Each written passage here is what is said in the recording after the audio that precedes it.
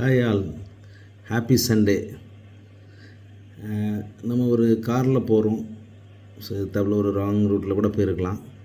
அப்போது எதிர்த்தாப்புல வர என்ன செய்கிறான், ஒரு நம்மளை திட்டுறாங்க, அது ஒரு இன்சிடெண்ட்டு. நம்ம ஒரு ஃப்ரெண்ட்ஸுகிட்ட சரி வர நடக்கலைன்னு சொல்லி அவங்க கோவப்படுறாங்க, அது ஒரு இன்சிடெண்ட்டு.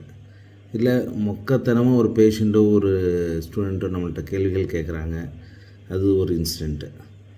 ஸோ ஆக மொத்தம் இந்த சின்ன சின்ன இன்சிடெண்ட்ஸ் நம்ம வாழ்க்கையில் நம்ம பார்த்துக்கிட்டே இருக்கோம் இல்லையா.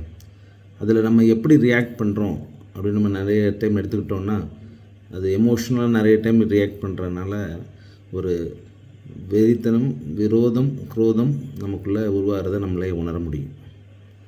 ஸோ இது ரொம்ப சிம்பிளிஃபைடாக இதை நம்ம தவிர்க்கணும் அப்படின்னு நம்ம நினச்சோன்னா, ஒரு ரொம்ப சிம்பிள் டேர்ம் தான். எனது தன்னை நேசிப்பதை போல் பிறரையும் நேசி. ஸோ தன்னை நேசிப்பது அப்படின்றது முதல்ல நம்மளே நம்ம நேசிக்கணும். ஸோ நான் ஏன் இன்றைக்கி கேப் போட்டிருக்கேன், நான் இன்னும் நேசிக்கணும் அப்படின்னா இன்னும் பியூட்டிஃபுல்லாக இருக்கணும், அப்படின்னா இன்னும் ஒரு வித்தியாசமாக இருக்கணும் அப்படின்னு நம்ம நினைக்கும் போது அப்படி நம்ம மேக்கப் பண்ணிக்கிறோம் இல்லையா, அதுதான். ஸோ தன்னைத்தானே நேசிக்க ஆரம்பிக்கும் போது ஆட்டோமேட்டிக்காக நம்ம அடுத்த ட்ரைனிங் என்ன எடுத்துக்க போகிறோம், பிறரையும் நேசிக்கணும். அதை கொஞ்சம் மாடிஃபை பண்ணி நம்ம என்ன நிலைமையில் ஒரு பதிலை எதிர்பார்க்குறோமோ அதே பதில் நம்ம மற்றவங்களுக்கு கொடுக்க பழக ஆரம்பித்தோம் ஒரு சுச்சுவேஷனில் அப்படின்னா, ஸோ இந்த பிரச்சனைகள், குரோதம், விரோதத்துலேருந்து நம்ம விடுபட முடியும். ஸோ இந்த சிம்பிளிஃபைடு டெர்மினாலஜி இது தான்.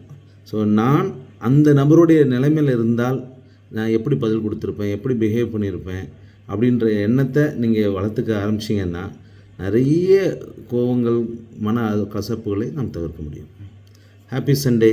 Bye bye.